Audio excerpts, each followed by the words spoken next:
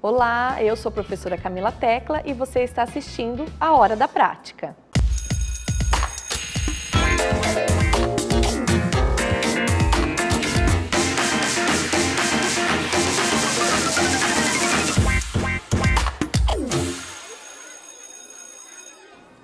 Hoje nós estamos aqui com o professor Luciano. Tudo bem, professor? Tudo ótimo. O professor Luciano é coaching, trabalha com treinamento e trabalha com gestão. E hoje ele vai falar um pouquinho com a gente, vai fazer uma discussão sobre gestão de sala de aula. Eu vou pedir para o professor Luciano, já agradeço de antemão a presença, professor, muito obrigado por aceitar o convite. E eu vou pedir para o professor se apresentar para os nossos alunos. Legal, eu que agradeço o convite de poder estar aqui compartilhando um pouquinho de conhecimento, informações, que possa ser útil aí para os alunos. A minha formação é na administração e uma outra formação na graduação em gestão comercial. E já desde muito cedo eu comecei a trabalhar na área do varejo, na área do comércio, e quem conhece um pouco desse segmento sabe o quanto as relações interpessoais são importantes. Eu vim do interior, então uma pessoa muito tímida, muito fechada, me deparei com um grande desafio, de trabalhar com atendimento ao cliente, de trabalhar com pessoas e tendo esse grande desafio de me expressar melhor, de me comunicar melhor. Então esse foi um grande motivador que me fez buscar a área de gestão de pessoas. E aí eu me especializei, já desde 98, venho trabalhando na área de gestão de pessoas, e de 2006 para cá eu tive a oportunidade de ingressar aqui à instituição também, trabalho como docente aqui na instituição, desde o começo do EAD praticamente, quando o EAD abriu em 2006, já entrei no presencial e também no ensino à distância, e hoje tem sido a minha missão de vida, desde então. A minha missão é contribuir para o desenvolvimento das pessoas. E eu faço isso por meio de treinamentos no meio corporativo e por meio da educação, no caso aqui do ensino superior. Professor, como que a comunicação pode ajudar o professor na gestão da sua sala de aula? Olha, a comunicação, a gente tem um olhar sobre a comunicação no sentido do não verbal, aquilo que não é expresso, aquilo que não é falado. Então, muitas vezes, movimentos, expressões, o tom da voz, e claro que se inclui também o conteúdo falado, tudo isso comunica muito em sala de aula. Isso pode, muitas vezes, romper barreiras ou criar barreiras com a relação com o seu público, no caso, o aluno.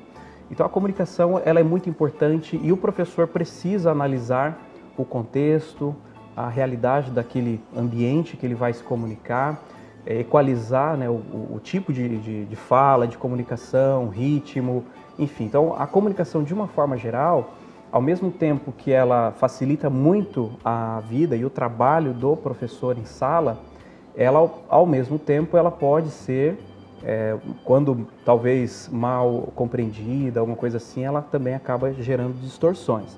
Então, sem dúvida nenhuma, para a gestão de uma sala de aula, você ter ali o que a gente chama de rapport, que é aquele efeito espelho, se conectar com o seu público, com o aluno, entender o que passa, como ele está te compreendendo também. Então, tudo isso ajuda muito nesse processo. Bom, vamos dar início então à nossa atividade. Essa é uma atividade diferente, nós preparamos aqui todo um cenário, todo um contexto para representar os desafios da sala de aula. Aqui comigo estão as professoras Kellen e a professora Rafaele. Tudo bem, professora Kellen? Tudo bem.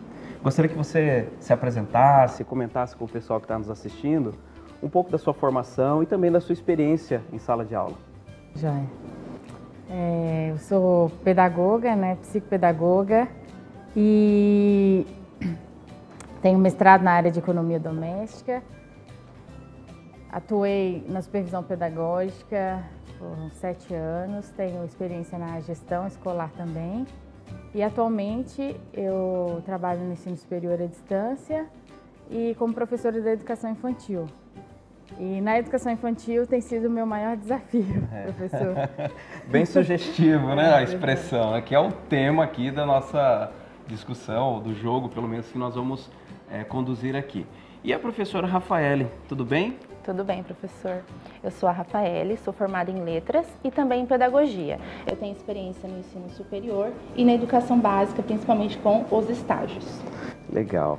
Bom, vocês não tem nada combinado, tá, pessoal? Não tem nada combinado, vocês veem que elas estão até um pouco apreensivas. Nós vamos conduzir aqui uma atividade para, assim, tentar aproximar, tentar construir um conhecimento em conjunto com as experiências trazidas aqui pela a Kellen e pela Rafaele, de forma que você também possa se identificar com muitas das questões que nós vamos buscar aqui desenvolver ao longo do nosso encontro. Professoras, como que vai funcionar a nossa dinâmica aqui, tá? O nosso jogo. Aqui na mesa temos, vocês perceberam, nós temos aqui 3 cumbuquinhas. 3 porque a quarta é uma surpresa, tá bom? Então nós temos aqui 3 cumbucas, cada cumbuquinha representa um tema, ou seja, um desafio de sala de aula, que o professor diariamente enfrenta. Tem muito desafio em sala de aula, professor? Nossa, que bom que daí você vai ajudar a tratar esses assuntos aqui. Tem muito desafio? Tem, com certeza. Tem, né? Se é uma questão que sempre é desafiadora, é a sala de aula, né? Eu brinco sempre que a sala de aula ela acaba sendo uma representação pequena, mas uma representação do que a gente tem na sociedade, e a gente vê muita coisa acontecendo na sociedade, principalmente no perfil de comportamento, de relacionamento, tudo isso vem para a sala de aula, mesmo que inconsciente, através das crianças, né? Mas isso vem e aí é um desafio para o professor ter que ir conduzindo tudo isso e garantir ainda a aprendizagem dos pequenos. Bom, cada cumbuquinha tem aqui então um tema. Nós vamos aqui fazer uma escolha ou para o ímpar, como vocês quiserem fazer aqui. Aí a professora sorteada vai escolher qual dos 3 temas você quer tratar. Tá? Você vai tirar um envelope, você vai ter 30 segundos, você vai ler a pergunta, vai mostrar para a câmera a pergunta, e aí você vai internalizar, você vai ter 30 segundos para mentalizar uma resposta. E aí, posicionado aqui ao lado, e a Rafaele também aqui ao lado, em pé, vocês vão proferir a resposta de vocês. Pode ser? Combinado? Combinado. E assim a gente vai conduzindo rodada a rodada e depois a gente abre também para interações aqui, complementações, e acho que essa vai ser a construção, né, legal aí do conhecimento, o compartilhamento das experiências que vocês trazem. Combinado? Como é que vocês querem começar? Quer tirar para o ímpar? Quer deixa para outra? Faz a gentileza? Não, começa a Kellen. tá bom. Pode ser a professora Kellen? Então, por livre e espontânea decisão aqui, né? A professora Kellen conduz. Professora, temos aqui então 3 temas, tema 1, 2 e 3.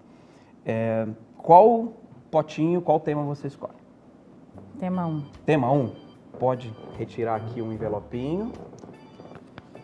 Fique em pé aqui, professora. Aí, ao abrir o envelopinho, você mostra para a câmera filmar, registrar ali a pergunta junto com você. Primeiro.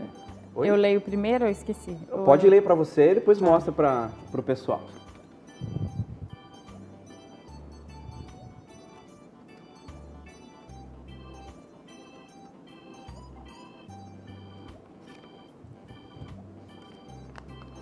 Registra.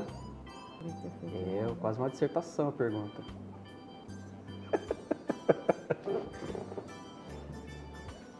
Legal. Professora, lê a pergunta em voz alta pra gente, aí mentaliza, internaliza aí a sua resposta. Qual é a maior dificuldade que você encontra em uma sala de aula em que a grande maioria dos alunos tem problemas de comportamento, de aprendizagem e dificuldade de concentração? Uau! Começou bem, hein? Começou bem. Ó, 30 segundos para você mentalizar. Se você quiser conduzir antes a resposta também, fica tranquilo.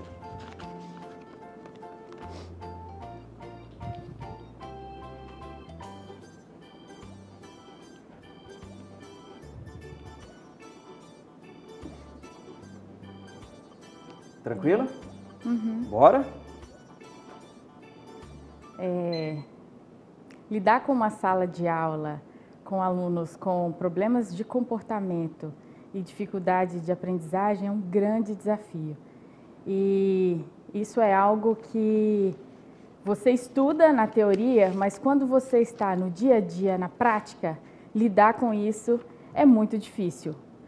Porque se você pode ter um aluno com dificuldade, você atua de uma forma, mas uma sala de aula com bastante alunos e bastante coisas diferentes acontecendo, é difícil lidar, né? Então, em sala de aula, eu procuro trabalhar com os alunos em grupo, né?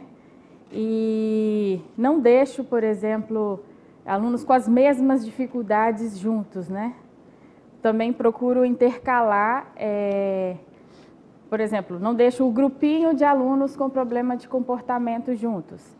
Eu sempre intercalo, coloco o bagunceiro numa mesa, o outro na outra, né, para a gente tentar diminuir esse foco, né, de problemas.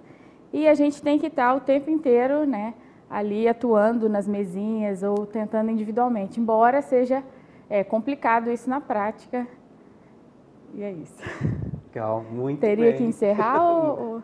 Não, show, muito bem, é isso. Rafaele, do que a professora Kellen colocou, você gostaria de complementar? Tem mais alguma informação, alguma experiência sua também? Penso que, como a Kellen disse, né, o mais importante é pensar na turma toda. Uhum. É até difícil quando tem um aluno apenas com dificuldade de comportamento ou aprendizagem, porque nem sempre o professor dá conta de trabalhar aquele aluno individual, acaba esquecendo aquele aluno, né, e trabalhando o restante da turma. Quando é a turma inteira, o desafio é maior, mas creio que também a recompensa é melhor, né, porque o trabalho todo pode ser modificado. E, professora, da experiência que você tem em sala de aula, qual a frequência de você ter uma turma com essas características aqui? É maior do que você espera ou menor do que você espera? É mais comum acontecer isso ou não? Ao longo da minha experiência na docência, eu acho que agora eu estou vivendo um desafio semelhante a esse. Não em relação à questão da aprendizagem, eu tenho alguns com uma certa dificuldade, na verdade, em processo de desenvolvimento.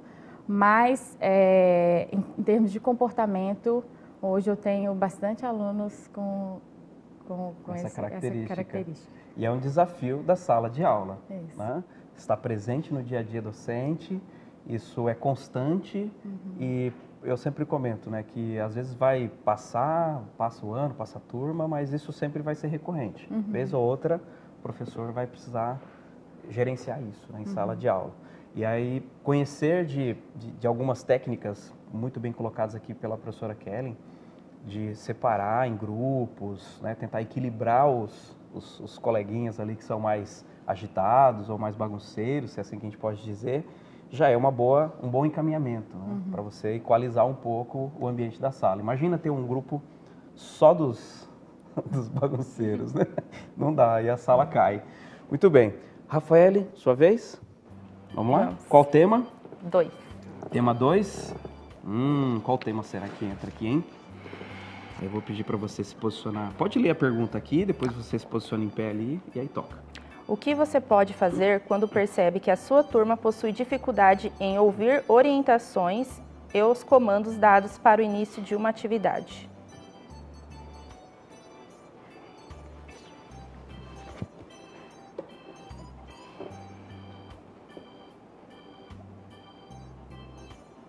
Pode mostrar, pessoal. Aí dá um zoom, só isso. A linha aqui.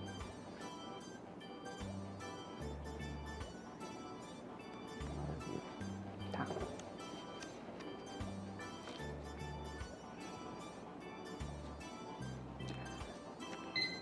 No caso dessa dificuldade, eu acredito que o mais importante é ter a motivação para a atividade. Então, se os alunos forem bem motivados para a atividade, né, e que ela seja interessante para os alunos, creio que eles vão, né, com certeza se interessar e prestar atenção naqueles comandos. Além disso, penso também que é importante fazer o passo a passo. Então, às vezes o professor leva para a turma uma atividade que tem um processo, né? Não adianta você dar o comando para o aluno de todo o processo em conjunto. Então, passo a passo é o mais interessante para o aluno conseguir executar as atividades atividades e também compreender. Além disso, no estágio, eu também percebi algumas atividades que eu fiz com dinheiro, né, dinheirinho falso. Eu coloquei a mesa no centro da sala, né, e fui fazendo também junto com os alunos aquela contagem do dinheiro. Então, você mostrar, visualizar aquela situação e também o comando para o aluno é muito importante. Fazendo cada um, né, a sua parte e também conseguindo fazer a atividade, tendo essa motivação do uso de recursos e também do visual da professora. Legal, muito bem. Kellen, quer complementar sobre esse desafio? Essa aqui é a pergunta. Eu vi algumas colegas usando algumas estratégias e eu tenho tentado na minha sala e tem dado certo ultimamente. Quando você vê que está aquele caos, aquela bagunça, né, e você precisa dar os comandos e você não sabe quem está prestando atenção, quem não está. E aí eu falo alguma coisa para que eles façam. Olha, mão na cabeça, todo mundo. E daí você vê quem está prestando atenção em você, aí um coloca, o outro coloca, o outro coloca. Tudo, né? Isso, e daí a gente consegue dar as instruções. Legal. Eu usava uma parecida que era bater palma. Bate palma comigo. Aí, 1, 2, 3 batidos. Bate palma comigo. Aí daqui a pouco a sala toda estava concentrada, esperando o comando da palma. Foi colocado pela Rafaele, eu acho que é algo muito interessante, né? A questão do material, do visual, de chamar a atenção, né, para algo novo para eles ali, não só a orientação falada, mas aquilo que é materializado também, né, cores, enfim, desenhos. Acho que isso vai prendendo um pouco a atenção e, se vocês me permitem, eu acredito muito assim na questão da comunicação do professor neste momento de instrução, né? Como que ele conduz, que ele cria uma espécie de um suspense, ele chama a atenção para ele, então ele alterna a voz, ele fala mais baixo, e ele, né, como se estivesse praticamente contando uma história, ele vai prendendo ali um pouco da atenção dos alunos, e depois que ele tem a atenção, é um desafio também segurar, né, manter esse engajamento, como a gente fala, manter o aluno ali focado, né. Mas obrigado pela contribuição também, professora. Próxima rodada? Bora lá? Contigo. Qual cumbuca? Vamos tema 2 aqui. 2? São 3 temas distintos, tá? Nem eu sei, tá aqui na pasta, mas eu nem tô monitorando isso. Mas são 3 temas desafios da sala de aula. Aqui a gente sempre, em qualquer situação, em qualquer escola, seja privada, pública, enfim, qualquer contexto, a gente, vez ou outra, vai se deparar com esses desafios.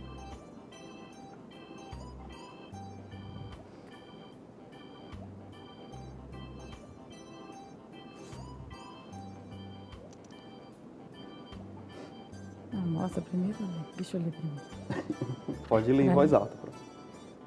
Qual encaminhamento você poderá adotar quando o aluno o questiona quanto ao conceito de um conteúdo científico com informações que viu na internet ou no contexto familiar? Professora, foi questionado em sala de aula, professora, o aluno está questionando, falando que o Google sabe mais. Bom, eu não tenho dificuldade em relação a questionamentos dos alunos. Eu acho que eles estão nesse processo de aprendizagem, todos nós estamos, né? Então, hoje a informação, as notícias, tudo está muito acessível, né? Então, na verdade, eu vejo isso como uma vantagem, né? Então, se você traz um conteúdo científico e o aluno faz algum tipo de questionamento, é interessante. Eu peço, né? Eu trabalhei também com o ensino médio e isso, de fato, acontecia, né? Eu pedia que os alunos trouxessem mais informações a respeito do que eles estavam falando, ou fizessem uma pesquisa mais aprofundada sobre o assunto, e também o trabalho com fontes confiáveis, né? E eu acho que isso foi bem interessante no momento em que aconteceu uma situação dessa. Na educação infantil, eu não tenho esse tipo de questionamento, né? Então, basicamente, o que você fala, os alunos têm como algo dado, né? A professora acaba como se fosse aquela que soubesse mais, que dominasse mais as informações. Eu vejo isso na minha casa com meu filho, né? Se ele, às vezes, traz uma informação da escola, ele coloca como se a professora dele fosse a dona da verdade. Legal. Rafaele, quer complementar, trazer alguma situação nova? Penso que é importante explicar para o aluno a diferença do conhecimento de mundo, né, que é o conhecimento que ele já tem, que tem na casa dele, às vezes um conhecimento que não é o científico, mas que está relacionado ou trazido conforme a tradição mesmo, né, do conhecimento. E a diferença do conhecimento científico com relação a esse conhecimento de mundo, que é o conhecimento familiar que o aluno traz de casa. A partir disso, mostrar essas duas possibilidades e, com certeza, fazer como a professora explicou, né? Possibilitar para os alunos a pesquisa em fontes confiáveis, eu acredito que é o mais importante. Isso acontece até no ensino superior, né? Não é só na educação infantil ou na educação básica. Esse conhecimento empírico, ele vai sempre se colocando e se deparando com o científico, né? E talvez seja um desafio, um papel nosso, exatamente mostrar que existe um procedimento metodológico científico. O grupo vai trazer informações pesquisadas em fontes científicas, né? Vamos comparar agora, vamos criar um conceito aqui na sala, enfim. Então, acho que é bem bacana, dá para fazer talvez um trabalho legal com os alunos, partindo de uma situação que, a princípio, intimida, né? Talvez o professor que não consiga compreender que isso seja natural, ele pode se deparar, ele pode até se sentir ofendido, né? Dependendo da situação, e ele quer provar por A mais B que aquilo que está sendo falado é o verdadeiro, mas em contrapartida você precisa ter essa estratégia, né, de condução para ir quebrando, que talvez o conhecimento lá da família não esteja 100% errado também, né? E assim como o científico é o que a gente utiliza no meio acadêmico, no meio estudantil, mas ambos vão se conciliar durante a vida toda, né? Historicamente também a própria ciência, né, ela vem mostrando algumas coisas que ela acreditava como verdade no passado, né, e que hoje já caíram por terra. Eu lembro no ensino médio, quando a gente estudou sobre a questão de ciências, né, que de panos velhos geravam-se ratos, né? Aí depois foram perceber que não tinha nada a ver, que eram os ratos que eram atraídos pela sujeira e tal. Então, é um processo de evolução mesmo, né? E é o conhecimento, né? Ele não para e vai sempre evoluindo, né? Então, acho que faz parte, inclusive para a carreira docente, se manter atualizado, estar sempre atento, né, ao tema, à disciplina que ele está conduzindo, o que há de novo ali, o que eu posso agregar, né, nesse conhecimento. Muitas vezes a escola traz um material didático, mas o que eu posso também, que espaço eu tenho ali para trabalhar com uma certa autonomia, né? Tranquilo? Vamos lá, Rafa? Qual? 3. Vamos inaugurar a Cumbuca 3.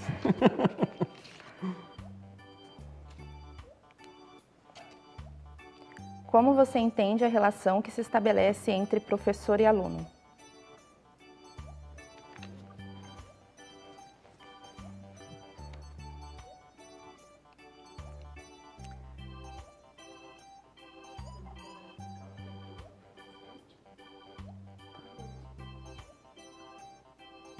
Silêncio no estúdio.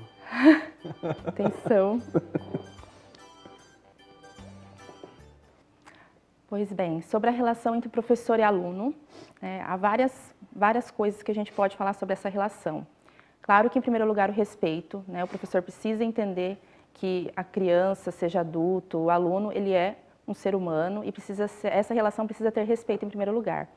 Ser professor é amar o que faz, então, para mim, eu não vejo a relação entre professor e aluno sem amor. No estágio mesmo, eu fiquei apaixonada pelos alunos e eu percebi o quanto eles são carentes, né? E carentes de atenção, carentes de comando, carentes de tudo. Então, eu penso que o mais importante é ter amor pela profissão e saber criar uma relação de respeito, né, e de compreensão daquela criança, daquele ser humano, para que realmente possa auxiliar a criança no processo de desenvolvimento e aprendizagem. Que bacana. Show.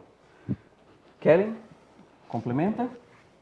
Eu acho que a professora expôs muito bem aí a questão de gostar do que faz, né? Porque a sala de aula é um desafio constante, né? Então, se você não está preparado, se você não gosta do que você faz, é melhor que não faça, né?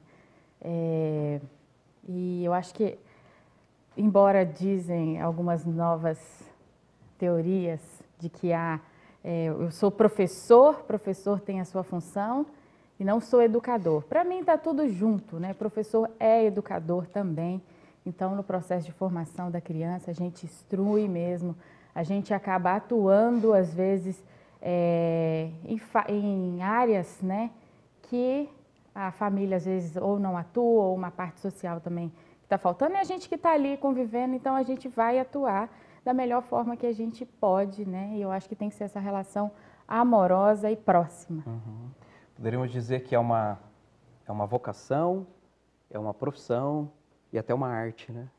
De conduzir, orquestrar uma sala de aula, enfim, né? Estar à frente ali. E eu tenho professores do antigo primário que me marcaram e que eu lembro deles até hoje, né? Do primeiro aninho, do segundo aninho. São professores que a gente carrega pro resto da vida porque de alguma forma impactaram e trouxeram algo bom pra gente, né? Acredito que vocês devem carregar isso também, não só no ensino básico, mas também no nível superior, enfim. A gente sempre vai ter o professor como uma certa referência, né? Uma responsabilidade grande, né? Sobre o que faz, sobre como faz. E acho que essa questão do acolhimento é muito importante, né? A exemplo do que eu comentei no início, né? A sala de aula é um reflexo do que a sociedade está nos apresentando. Então, nós vivemos uma época onde existe muita comunicação, muita interação, mas as pessoas estão se sentindo sós, né? Estão, na verdade, ali num mundo meio fechado. Então, é um momento de acolher mesmo, interagir, enfim, tocar a bola para frente. Eu gostaria de fazer uma relação. Claro. Naquela primeira questão que a Kelly respondeu sobre comportamento, né? No estágio eu tive uma experiência de um aluno que ele era o aluno mais bagunceiro da sala, diríamos assim. E ele arrumava muitas brigas com outros alunos, tinha dificuldade para fazer atividade por conta do comportamento dele, né? Então, a todo momento você via que ele ficava assim, não se relacionava, brigava, ficava no canto. A partir do momento que eu ganhei aquele aluno, ele mudou completamente o comportamento dele. Então, o relacionamento com o professor naquele momento foi o que mudou o comportamento do aluno. Claro que nem sempre pode ser que dê certo, mas naquele momento eu percebi a diferença de um bom relacionamento. Eu vou aproveitar e já colocar uma pergunta que não está nas cumbucas aqui, que é a seguinte: no ponto de vista de vocês, da experiência de vocês, esse comportamento, essa condução do aluno, né, às vezes desalinhada com o resto da sala, até que ponto é algum tipo de, sei lá se eu posso dizer, algum transtorno, ou é carência, é falta de atenção? Ele está fazendo isso para chamar uma atenção, quer um olhar para ele exclusivo? O que vocês acham? Penso que para classificar exatamente teria que ter todo um estudo, né, claro, da criança, médico, enfim, são vários aspectos que precisam ser analisados para a gente afirmar uma coisa assim. Mas eu acredito que muita coisa é sanada com carinho, com atenção, com a mudança talvez da família, porque nem sempre a família tem culpa, né? Às vezes a família não sabe lidar com aquela situação. Então eu acredito que o mais importante seria primeiro tentar verificar como que é o contexto dessa criança familiar, para depois, né, confirmar isso com médicos, enfim. Sim. Quer complementar? Eu acho que é difícil você identificar exatamente, se trata de um transtorno ou é apenas uma carência. Eu acho que é o tempo que acaba revelando isso, né, conforme várias estratégias que você vai usando, mas independente da situação, se seja um transtorno ou um problema afetivo, você vai ter que lidar com a situação, né? E você tem que fazer da melhor forma que puder, né? Estudando, se for uma questão que você não estou com um aluno com problema de hiperatividade, eu não sei lidar com isso, como que eu vou fazer? Que estratégias eu vou usar? Então, eu vou estudar, vou procurar conhecer sobre buscar uma ajuda, um apoio, enfim, uma orientação ali para conduzir. Exatamente. E eu acho que a maior parte das dificuldades e problemas, o professor consegue detectar, às vezes, é um dos primeiros a perceber, né? Porque ele está ali com uma turma que ele consegue fazer comparações, né? Então, às vezes, a família tem só aquela criança, então ela, às vezes, acha que o comportamento está dentro do padrão, né? E o professor já consegue perceber algumas coisas que estão um pouco fora, diferente dos outros. Nós fizemos aqui uma dinâmica, o professor gentilmente fez uma dinâmica com duas professoras aqui da nossa instituição, que também tem experiência na educação básica. E nessa dinâmica que o professor fez, trazendo a comunicação, né, esses processos, o que ficou muito em destaque foi que em todas as problematizações que foram realizadas, elas utilizaram a fala do professor, a sua comunicação para a resolução de um problema. Então, professor, como que seria então, qual é a importância então do professor saber se comunicar para esse processo de gestão da sala de aula? O que ele teria que ter ou desenvolver para ter uma boa gestão na sala de aula? Legal, então assim, nem sempre essa habilidade, né, de comunicação, alguns falam que é oratória, né, técnicas de falar em público, ou coisa nesse sentido, né? Nem sempre isso é desenvolvido no âmbito acadêmico. Geralmente a gente tem os conhecimentos mais específicos, de disciplinas específicas, e a gente cai e brota dentro da sala de aula, bonito, né? A gente brota lá frente aos alunos, e se você me permite, a minha primeira experiência em sala de aula, ela foi muito engraçada, na verdade. Eu ingressei começando em sala de aula, eu tinha uma sala grande, acho que tinha cerca de 60, 70 alunos na sala, e eu tremia igual uma vara verde, mas eu tremia muito, assim, e a voz tremia, sabe? Era nítido o nervosismo que eu apresentava naquele momento. Dominava conteúdo, era uma situação que eu desenvolvia consultoria, enfim, era uma disciplina que eu dominava, mas tremia. Aí tentando, engasgando e tentando falar, e de repente no meio da aula uma aluna levanta a mão e ela fala assim: professor, posso te fazer uma pergunta? Primeiro dia de aula. Aí eu falei: pode, né? Eu já fiquei reticente, falei: o que lá vem, né? Ela falou assim: o senhor tá nervoso? Eu falei: tô. E aí eu me desarmei também, né? Nessa oportunidade eu me desarmei e me permiti errar também. Sim. E os alunos perceberam. E esse fato de você se abrir, de você se permitir, eu acredito que é algo muito positivo na relação que você estabelece com o seu aluno.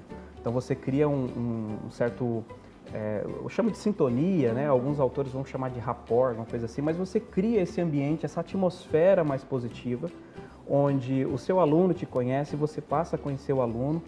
Então, aquilo que é combinado em sala, então os alunos passam a compreender melhor a regra do jogo, entre aspas, ali, né? Como que a coisa vai funcionar. E é interessante essa questão porque se a gente está num momento, né, em que as teorias educacionais elas vão dizer que o professor não é detentor de todo o conhecimento, que os alunos têm que ter um processo de interação e também participar da construção do conhecimento, eu acredito que não há motivo também para o professor ficar tão armado e se exigir tanto, porque ao mesmo tempo nós não temos condições de saber, de dominar todos os conteúdos de todas as áreas, não é mesmo? E é um processo que você vai construir essa relação no dia a dia de sala de aula. Então, o primeiro dia de aula, por exemplo, é um dia mais tenso, que tanto o aluno, ele se posiciona ali mais apreensivo: quem que é esse professor? Será que ele é gente boa? Será que, né, ele é mais firme, né, e tal? Quanto o professor também, né? Como que será que vai ser essa sala? Essa sala tem muita gente, o pessoal engajado, não é? O pessoal comprometido, não é? Enfim, então fica esse mistério que vai se desvendando com o passar dos dias, das semanas, né? Talvez do semestre e do ano. Mas eu sempre comento que para a gente desenvolver melhor a nossa capacidade de comunicação com diferentes públicos, seja com o infantil, seja com o ensino médio, graduação ou pós, né? Claro que você vai adequar o seu conteúdo ao contexto. Acho que isso é muito importante o professor ter em mente. Então eu sempre comento que temos habilidades técnicas que precisam ser desenvolvidas, que aí é um pouco da técnica da oratória mesmo, né? Que é como você elaborar o seu roteiro, como você elaborar aquilo que você vai apresentar, né? Então envolve planejamento, envolve toda uma série de cuidados que alguns estudos sobre oratória vai permitir essa aprendizagem. Outra habilidade muito importante é a habilidade da comunicação em si, que é a questão da sua dicção, do ritmo, entonação, a ênfase que você dá, enfim, a forma como você apresenta o seu conteúdo, né? E aí isso é fazendo que aprende a fazer, não tem jeito, né? Treino. É treino. Muitas vezes gravar a própria voz. E eu não sei se já gravou sua voz? Eu não gosto de ouvir minha voz. É sempre assim. É sempre assim. Eu assisto o mínimo possível. Mas a gente precisa, vamos dizer assim, aceitar, né, essa situação, porque a gente está exposto, a gente está ali à frente, né, impactando aquelas pessoas que estão, crianças, né, enfim. Então essa questão da comunicação, desenvolver essa habilidade gestual, não adianta falar travadinho também, ou falar muito robotizado, dar ênfase. Agora, tivemos a contação de Sim. história. Então você vê que a história ela vai tomando formato pela entonação, pelo ritmo, a pausa estratégica que você dá. Então tudo isso cria uma atmosfera que vai prendendo e o que eu chamo que é o engajamento, que não adianta só você despertar o interesse, mas sim o engajamento, que é quando o aluno se conecta e está interagindo com você ali em sala de aula. E o terceiro ponto, ou terceira habilidade, grupo de habilidades que eu considero que são as habilidades emocionais. Talvez essa seja uma das primeiras a serem desenvolvidas, porque a gente sempre fica com frio na barriga, sempre fica tenso. Existe naturalmente uma autocobrança, a gente se cobra muito com relação a como estão nos vendo, como que eu estou, como que eu não estou. Então isso vai criando um certo bloqueio. Então preciso desenvolver essa questão do controle emocional, da gestão emocional, como a gente diz, né? Reconhecer a emoção. Eu estou nervoso? Eu estou nervoso. Eu vou controlar esse nervoso. E aí eu consigo dar o passo seguinte. Então é por aí assim que a gente vai orientando, né, e conduzindo os treinamentos na área de comunicação e oratória. Legal. É a vez da Kellen agora? Sim. Vamos lá? Ó, já rodamos as 3 cumbucas. Vai para 3 também? Não, não teve a 3, teve? Teve, foi 3 teve agora. Não, então vou voltar para 1. Volta para 1? Vocês combinaram fazer volta, faz a rodada e volta.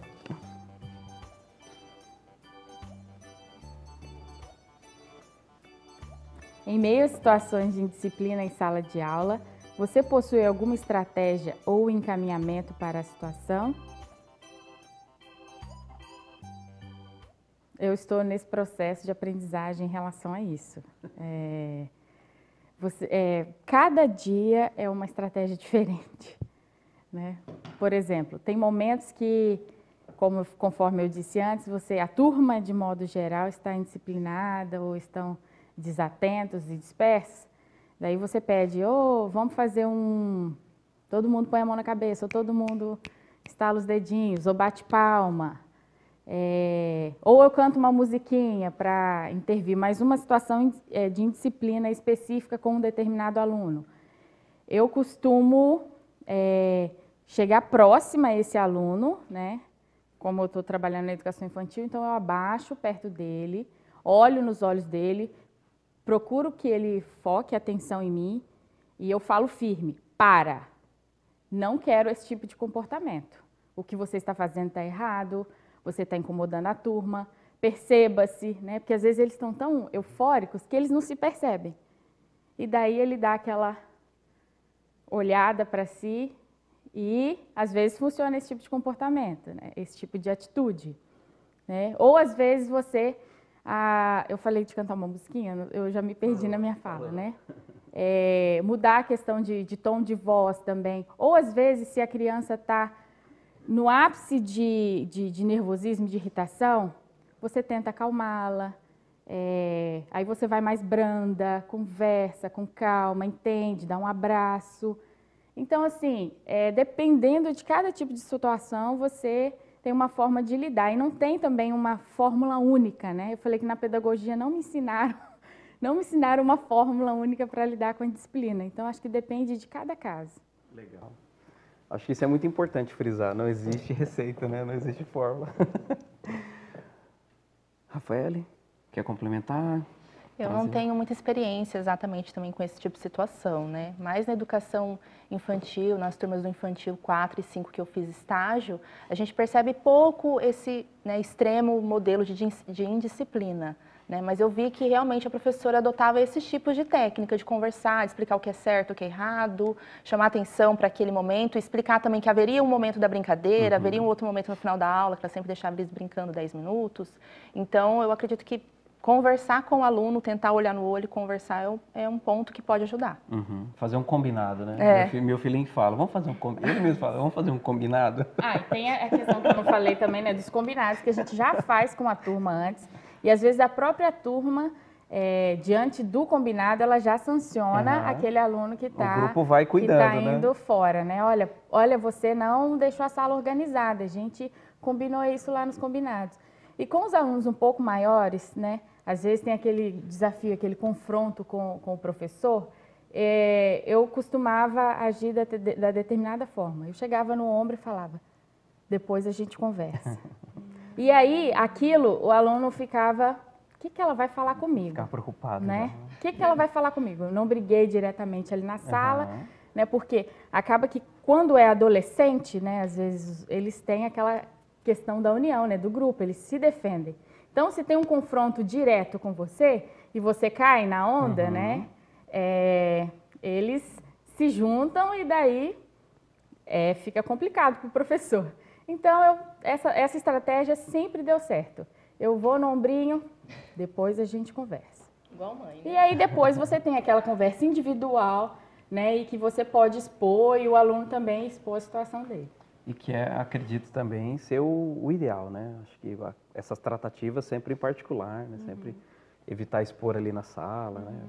Ainda mais numa fase de adolescente ou pré-adolescente, onde tudo é motivo para sarro, para tirar uma onda com o outro, né? Enfim, uma exposição.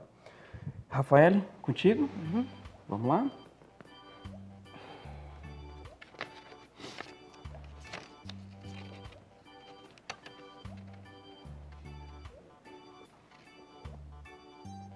O que você, enquanto professora, pode fazer para que consiga a atenção de seus alunos para o desenvolvimento das atividades pedagógicas? Bom, esse tema, né, dessa questão já foi um pouco debatido aqui por nós e até a professora Kellen comentou algumas estratégias que ela utiliza para prender a atenção dos alunos. Como eu disse também numa outra questão, penso que as atividades pedagógicas elas precisam ter o interesse do aluno, ser atividades que têm o interesse do aluno em realizá-las, né? Então, para o professor ter a atenção dos alunos para a realização dessas atividades, é importante aquele contato visual, como eu já disse, e também realizar as atividades pedagógicas com um passo a passo, né? O professor precisa estar visível para todos os alunos, realizar a atividade junto com eles e que ela também tenha uma explicação desse passo a passo para o aluno entender todo o processo que vai ser realizado. Legal. Kelly, quer complementar? Eu acho que também a atividade tem que ser de acordo com a idade do aluno, né? Não adianta você... às vezes, na verdade, a gente acaba planejando alguma coisa que quando você executa, você vê que não está muito de acordo, né? Mas eu acho que você tem que pensar e com a prática você também vai aprendendo isso, né? Acho que são as fases, né? E o tipo de atividade, o nível de dificuldade que o aluno pode enfrentar. E em sala de aula, acho que essa questão, a gente já falou isso, mas a postura do professor, a condução dele, muitas vezes a comunicação, a forma como ele consegue ganhar a atenção do aluno, vai trazer um certo engajamento, envolvimento do aluno na atividade toda, né? Vamos fechar essa fase? As perguntas estão fáceis demais? Vamos para a segunda fase? A segunda fase... Fala assim fácil para você que está ouvindo, né? Brincando. A segunda fase, a gente sai das 3 cumbucas, que estavam aqui com perguntas mais objetivas, e a gente vem para essa 4ª cumbuca, que eu falei que era uma surpresa, onde nós teremos agora, para cada uma de vocês, nós vamos fazer 2 rodadas com cases. Aqui são mini cases de situações que possivelmente são passíveis, né, de acontecerem no dia a dia docente. E aí para cada uma, ao selecionar ali, eu gostaria que tivesse um posicionamento, como que você lidaria com aquela situação colocada. Pode ser? Começa com a Kelly, que estava aqui na Rafael, volta para a Kelly. Tá bom. Ó, aqui no... Pode escolher, tá? Se quiser mexer, não tem ordem.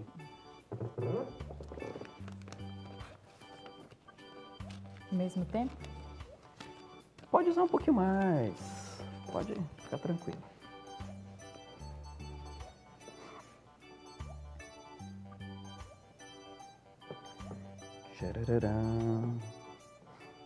Só lembrando, são situações, pessoal, situações reais, situações do dia a dia docente de sala de aula e que a gente trouxe aqui em formato de mini case para que as professoras aqui participantes pudessem colocar aqui como que lidaria com a situação, que estratégia utilizaria, enfim, como que conduziria ou encaminharia a situação problema colocada. Levantar também. Por favor. Maria chega à escola com sua mãe, mas ao sinal chora e se recusa a entrar em sala de aula. que você pode fazer para que Maria se acalme e acesse a sala de aula para o início das atividades? Isso quase não acontece, né, professora? Fala assim, só todo dia. Começo de ano, então, nem se fala. Bom, Maria é a minha aluna que ama massinha, mas ela é muito apegada à mãe dela, né? Então, quando a mãe a conduz à sala de aula, ela tem essa resistência em querer entrar, faz um chorinho, uma birrazinha. Então, eu abaixo, quando a mãe traz até a porta, né? Eu abaixo até Maria, Maria, que bom que você chegou. Eu tenho uma massinha para você. E daí eu pego na mãozinha da Maria, ela vai continuar chorando. E a mãe, tchau, mãe. E eu vou, converso com Maria, entrego a massinha e Maria, com os colegas, ela chora um pouquinho, mas depois passa. Costuma ser assim na minha sala de aula. Que bom, é legal, é uma boa estratégia, uma boa saída, né, vamos dizer assim. Rafael? Tem algo assim que não é, diretamente relacionado ao comportamento do professor, mas também aos pais, que eu já percebi. Às vezes a criança ela chora mais se a mãe leva no colo até o portão da escola e se é a mãe que entrega para a professora. Em algumas situações, quando a criança vai andando, se é uma criança que já está andando, né, e de mão dada, muitas vezes pode ajudar a criança a não chorar tanto, né, ou não ter aquela separação, aquele apego, aquela dor no momento de separar, né. Então, é uma estratégia que talvez os professores, né, possam orientar os pais também. Eu vivi isso, professoras. O meu não entrava em sala. Chegava na porta, antes da porta, quando eu entrava no portão, lá no meio do pátio, ele já corria, ia para a terra, se sujava, porque ele sabia que se sujasse, ele voltava para casa. Então, assim, foram várias estratégias, né, da mãe. Realmente, a mãe não levar, eu levava. E com a mãe, sem a mãe, enfim. E a professora teve um papel decisivo, exatamente nessa condução, de receber na porta, de chamar a coleguinha para entrar junto, né? Vem, Pedrinho, entra junto aqui, né? E olha lá o pessoal dá tchau, sabe? Então, aquela estratégia de mostrar que lá dentro é um ambiente onde ele vai se sentir bem e ele vai, vamos dizer assim, poder passar as horas ali tranquilamente, né? E tem o processo de adaptação, né, que às vezes os pais ficam muito apreensivos, mas é um processo natural e depois a criança fica bem, assim, de modo geral, né? Hoje ele fala, né, quando vai chegando perto ele já tira da mãozinha, já não quer pegar a mão mais, né? E ele já entra sozinho, já coloca a mochilinha no lugar, já põe a pastinha, já a lancheirinha, já entra e já nem dá tchau direito, já vai embora, né? Então, acho que realmente é um momento, né? É uma fase ali que... Aí esse cuidado, esse olhar do professor, e até junto com os pais, né? De orientar, explicar, é imprescindível para que a criança se adapte mais rápido, né? Bacana? Obrigado, prof. Case, estudo de casos. Bem grande esse. Pois é. Tecla 2019, tá? Ao estudar sobre a água e sua importância para os seres vivos, a professora explicou que é preciso utilizar a água de forma consciente para que não seja desperdiçada. Yasmin, mais uma vez, ficou inquieta com a colocação da professora e novamente tentou corrigir dizendo: eu li na internet que é mentira, que a água potável do nosso planeta pode acabar, porque os cientistas afirmaram que a água é um recurso infinito. Sobre esta situação, responda: qual sua postura e estratégias a professora pode adotar?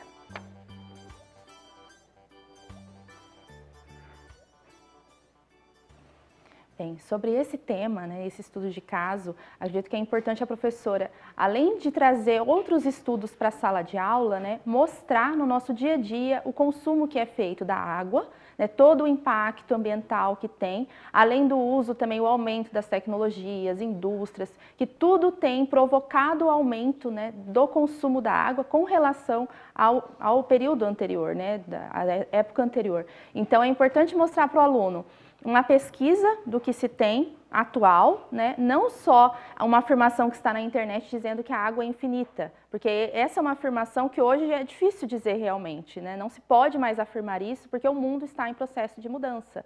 E nesse processo de mudança o consumo da água tem aumentado. Então é importante a professora mostrar uma pesquisa, convocar os alunos para fazer um trabalho na escola, um trabalho na comunidade, um trabalho de conscientização do uso da água e também para compreender por que essa água não pode ser considerada um recurso infinito, né? Para isso também pode ser convidados outras pessoas, a criança pode conversar com os pais ou a professora trazer alguém, né, para a sala de aula para debater sobre o assunto.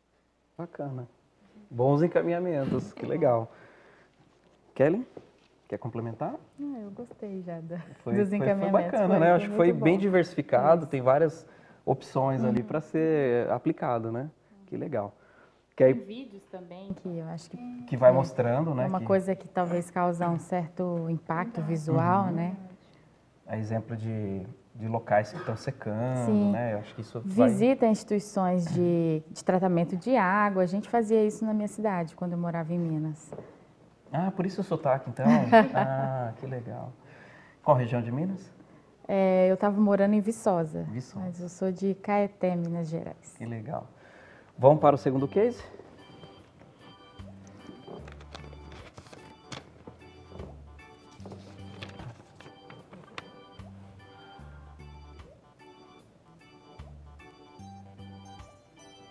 Todos os dias, Pedro conversa com seus colegas na hora da rotina e da explicação das atividades realizadas pela professora. O que você poderá fazer para que este comportamento não se repita e seja copiado pelos demais alunos? Gente, é algo que eu tento diariamente na minha sala de aula.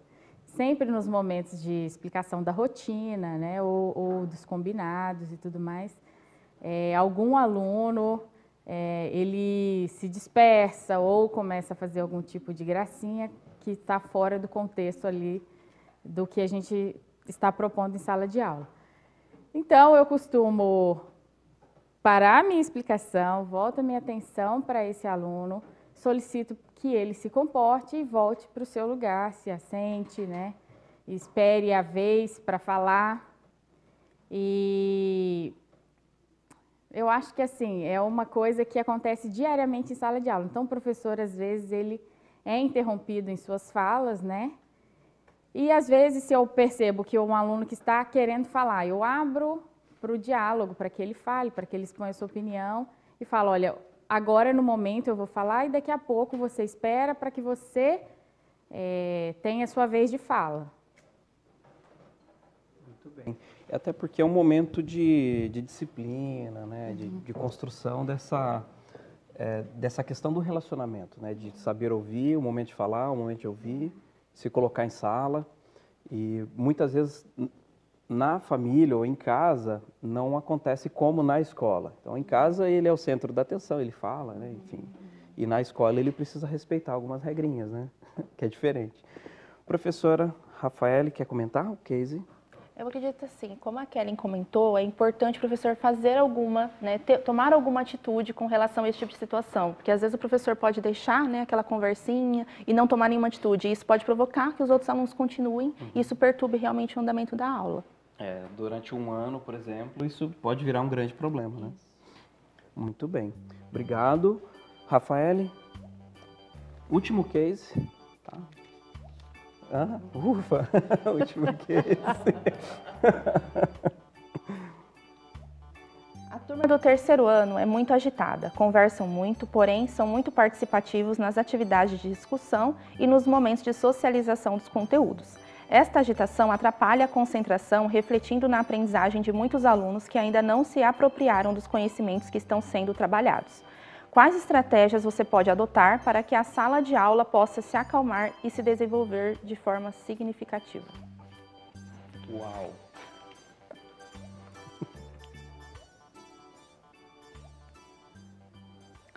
Pois bem, sobre as estratégias para acalmar a turma, acredito que a professora Keren falou até mais do que eu, né? De bater palma, de chamar atenção, de trazer a atenção mesmo para o professor. Mas um ponto importante desse estudo de caso é pensar nos alunos que a diferença, né, de conhecimento que cada aluno tem numa sala de aula. Então, a sala de aula ela é heterogênea. É preciso que o professor preste atenção nisso e tome isso, né, como um ponto de partida para as propostas que serão feitas na sala de aula.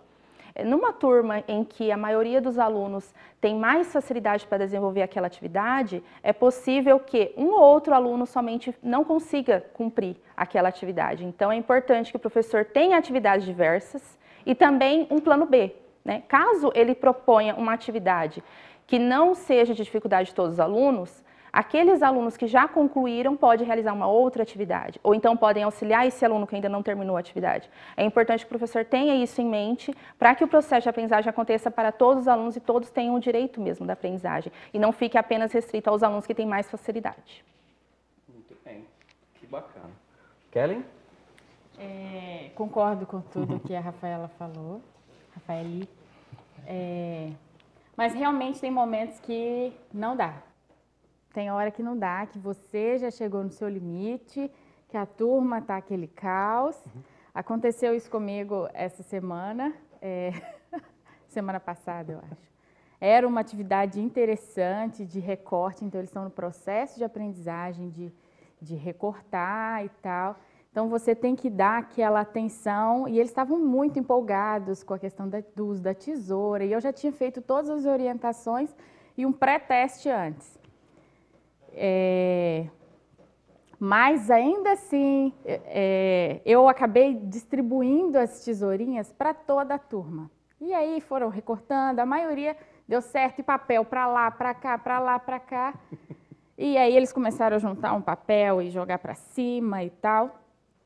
E uma das alunas cortou um bom pedaço do cabelo. Dela mesma? Dela. E foi uma aluna que eu havia orientado antes, porque no pré-teste, né, da atividade, ela já tinha cortado um pedacinho. Então, isso aconteceu, saiu do meu controle, né?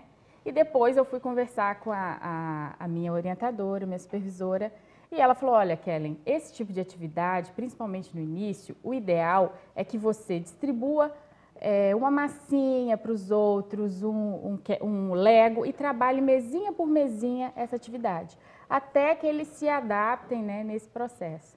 Então, às vezes, você em sala de aula está ali naquele sufoco, naquele caos, aí você pode recorrer também ao auxílio da supervisora, da diretora da escola, né?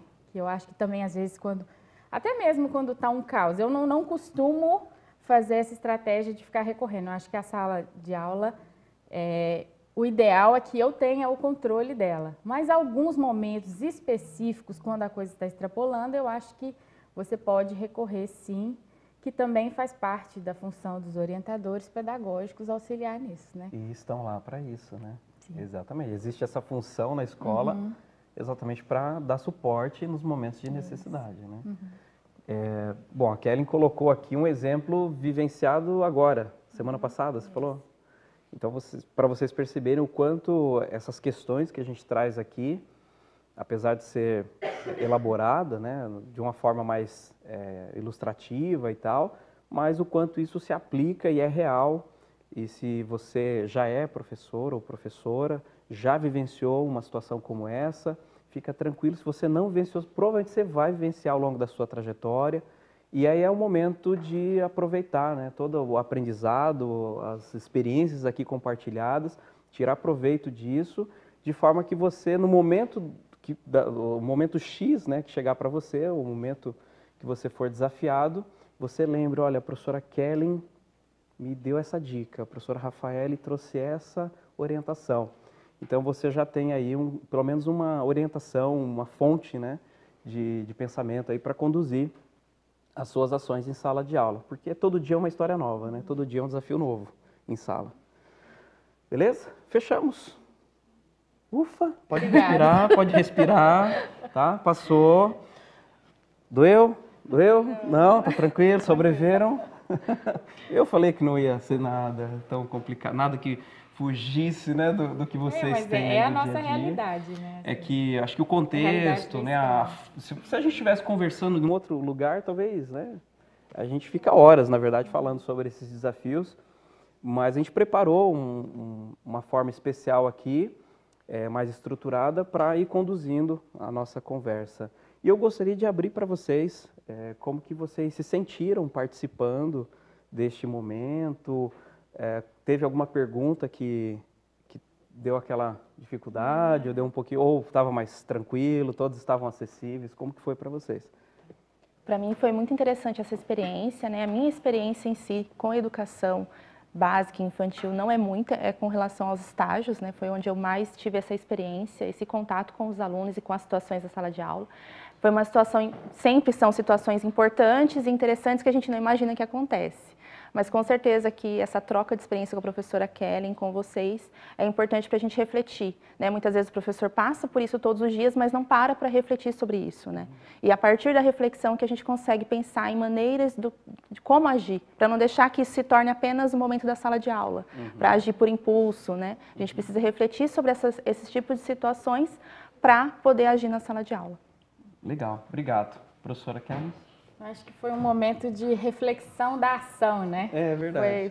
Foi bem interessante, assim. Mesmo tendo uma certa experiência aí na educação básica, e agora, né, com esse novo desafio da educação infantil, eu estou também aprendendo. Então, tudo isso que o professor colocou são situações que eu vivencio todo dia e estou nesse processo de aprendizagem também, com minhas colegas com mais experiência do que eu, porque tem coisas que eu não aprendi na teoria, né? Embora a teoria me dê um bom embasamento, né? Mas existem muitas coisas práticas, né, da ordem do dia ali que você tem que atuar, e eu acho que professores e pessoas mais experientes contribuem muito para a melhoria do seu trabalho. Bacana. Obrigada pela oportunidade. Eu que agradeço vocês, que é isso. E para os nossos estudantes que neste momento, né, nessa fase dos estágios, que seja realmente um momento de imersão, que ele possa estar em sala de aula fisicamente e mentalmente, observando, analisando, trocando ideias, eu acho que o estágio ele vem para isso, né? Ele vem para aproximar o estudante, futuro profissional, daquilo que ele vai enfrentar no dia a dia dele. Então, se ele faz só por fazer, para cumprir a hora, para entregar um relatório, isso depois lá na frente vai fazer muita falta. Então, acho que no estágio é uma grande oportunidade, não é à toa que ele é obrigatório, né? Que é exatamente para promover essa aproximação, essa relação com o cenário real do dia, da ordem do dia ali, né? Do que acontece realmente dentro de uma sala de aula. Às vezes a gente vê o professor sorrindo, a criançada sorrindo, mas só que há dias que são assim, né, que são mais alegres, e há dias em que você precisa atuar fortemente, ter ali um equilíbrio emocional, ter habilidades diferenciadas para conduzir situações, para não perder a ordem, né, não perder o controle da sala e cumprir a missão de docente, de professor, né, que a gente falou tanto aqui no começo. Professor, tem alguma técnica que os nossos alunos podem fazer em casa ou treinar para desenvolver a sua comunicação, a sua oralidade, que possa ajudá-los? Olha, eu vou voltar, é comum e é clássico, mas é efetivo, que é a questão de gravar a própria voz. E hoje, com os smartphones, assim, é muito possível que a gente grave também a nossa imagem. É muito importante porque você vai poder ter a oportunidade de ouvir a sua expressão, como que você está falando certinho, se você está pronunciando corretamente as palavras, está cortando S, está cortando, né, fevereiro, né, sei lá, advogado, advogada, aquelas coisas que a gente vai incorporando alguns vícios de linguagem, o né, tá, aí toda hora tem um né, toda hora tem um tá. Não vou dizer que você vai ficar liso sobre isso, você não vai ter nenhum vício de linguagem. Não há problema de a gente, vez ou outra, ter um ok, um né, um tá, que é um reforço. Porque o né, por exemplo, é uma busca, já acabei de falar é uma busca de um apoio, uma confirmação daquilo que eu estou falando, não é? Entende? É como se fosse uma pergunta, mas a gente resume no né, não é, seria o não é. O ok, né, o ok, tá. Enfim, então todos esses vícios também prejudicam. Em sala de aula, enquanto aluno, aí é uma malcriação minha, tá? Vou expor aqui. A gente contava com os professores quantas vezes ele falava o né e o tá. E aí virava, enfim, né, os alunos... Isso chama mais a atenção do que o próprio conteúdo. Então a gente precisa cuidar. Evitar 100%, eu acho que é muito difícil e até fica... você vai ter que se policiar demais, né? E é claro que a prática talvez te leve a isso. Mas no dia a dia, conseguir identificar que você está utilizando um certo vício é importante, né? Então gravar a própria voz, gravar a sua imagem, ver sua postura, movimentos de braço, né? Evitar movimentos muito acima da cabeça ou abaixo, ficar muito estático. Então ter um movimento de mão, de braço, de corpo que seja aceitável e ao ritmo do que você está conduzindo. Então, se você está contando uma história, então você vai movimentar. Se você está, de repente, sinalizando um assunto, você vai remeter, né, um movimento de acordo com aquilo que você está expressando. E isso é muito importante porque os nossos alunos vão atuar na educação infantil, no ensino fundamental, principalmente, e nessa fase, pronunciar corretamente as palavras, ter uma dicção correta faz toda a diferença porque nós estamos no processo de alfabetização. Exato. Então, o professor é um espelho e da forma como ele vai falar, os seus alunos eles vão se desenvolver. Então, isso é essencial. Eu agradeço, professor, mais uma vez, por ter aceito o convite de estar aqui falando de um assunto aí que não é muito desenvolvido dentro da pedagogia, mas que é de muita importância porque nós estamos aí à frente da sala de aula e gestando essa sala de aula. Gostaria que você se despedisse dos nossos alunos e também deixasse uma fala para eles. Olha, eu como professor também, né, compartilhando aqui da carreira, eu sempre comento que nós temos uma atividade muito importante dentro da nossa sociedade, dentro da comunidade, porque diariamente a gente impacta a vida das pessoas. E esse impacto ele pode ser positivo ou ele pode ser não tão positivo. Então a gente carrega uma responsabilidade muito alta, muito elevada e precisamos fazer isso com muito carinho, com muita dedicação, independente do contexto que a gente vá encontrar em sala de aula, né? Mas então é preciso, né, ter essa consciência de que diariamente vamos impactar vidas. Eu agradeço novamente, professor. Obrigado. E nós ficamos aqui então. Até uma próxima.